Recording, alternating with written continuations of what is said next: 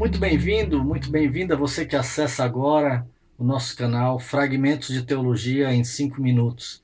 Hoje nós com o nosso primeiro tema. Para esse primeiro tema eu pensei muito e resolvi escolher como tema de reflexão o riso. Talvez você esperasse um outro tipo de tema, mas riso é coisa séria. São Tomás de Aquino, por exemplo, tratou pelo menos em 3 tratados sobre o riso. E eu decidi falar um pouco, refletir um pouco sobre o riso a partir de algo muito vivencial. Durante os meus anos de estudo em Roma, na Universidade de São Tomás de Aquino, no meio dos dominicanos, havia um dos professores que nós tínhamos muita afinidade e gostávamos muito de conversar um com o outro.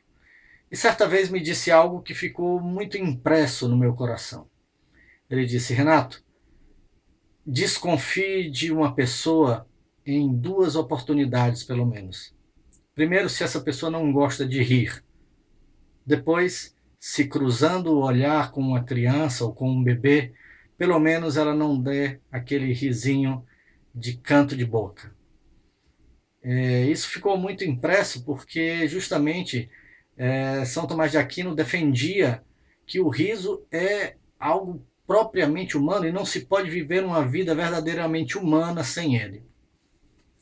Eu gostaria de partir de um texto do escritor russo, um dos maiores escritores russos, Fyodor Dostoiévski, com o texto, um pequeno texto do seu livro O Adolescente. Diz assim Dostoiévski: de uma maneira geral, há muitíssimas pessoas que não sabem rir. Aliás, isso não é coisa que se aprenda. É um dom. Não se pode aperfeiçoar o riso. A não ser que nos reeduquemos interiormente, que nos desenvolvamos para melhor e que superemos os maus instintos do nosso caráter. Então, também o riso poderá possivelmente mudar para melhor.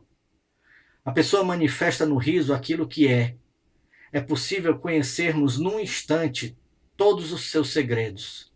E mais à frente continua: apenas entendo que o riso é a mais certeira prova da alma. Olhai para uma criança.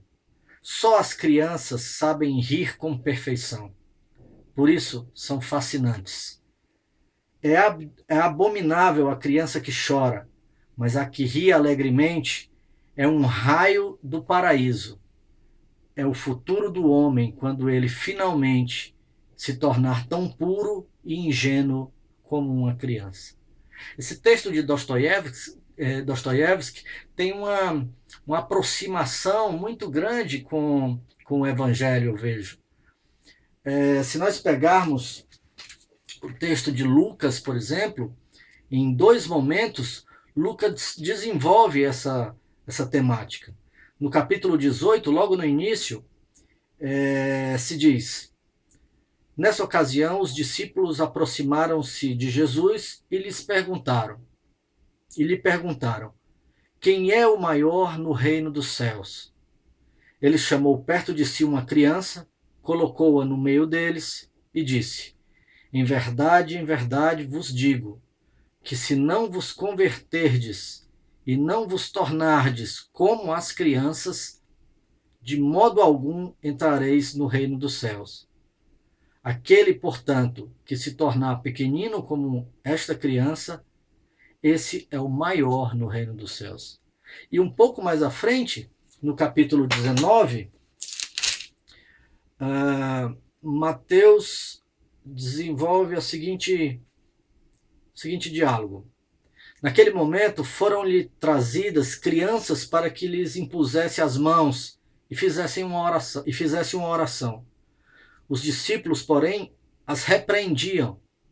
Jesus, todavia, disse: deixai as crianças e não as impeçais de vir a mim, pois delas é o reino dos céus. Em seguida, impôs-lhes as mãos e partiu.